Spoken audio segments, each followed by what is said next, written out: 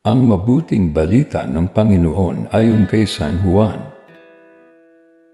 Madilim-dilim pa ng araw ng linggo, naparoon na si Maria Magdalena sa libingan. Daratnan niyang naalis na ang batong panakip sa pinto ng libingan.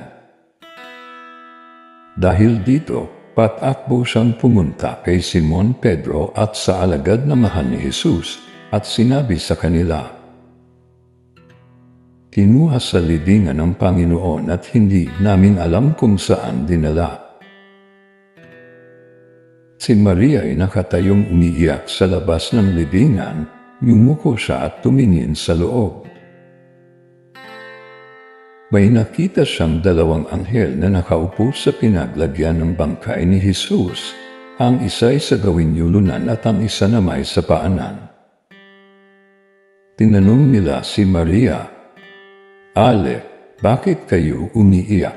Sumagot siya, "Kinuha po nila ang aking Panginoon at hindi ko alam kung saan nila dinala." Lumingon siya pagkasabi nito at nakita niya si Jesus na nakatayo roon, ngunit hindi niya nakilalang si Jesus iyon. Tinanong siya ni Jesus, "Bakit ka umiiyak? Sino ang hinahanap mo?" Akala ni Maria ay siya ang tagapag-alaga ng halamanan. Kaya't sinabi niya, "Ginoo, kung kayo po ang kumuha sa kanya, ituro ninyo sa akin kung saan ninyo dinala at kukunin ko." "Maria," ani Jesus. Kumarap siya at kanyang sinabi, "Rabboni," ibig sabihin, guro. "Huwag mo akong hawakan, sapagkat hindi pa ako nakapupunta sa Ama," wika ni Jesus.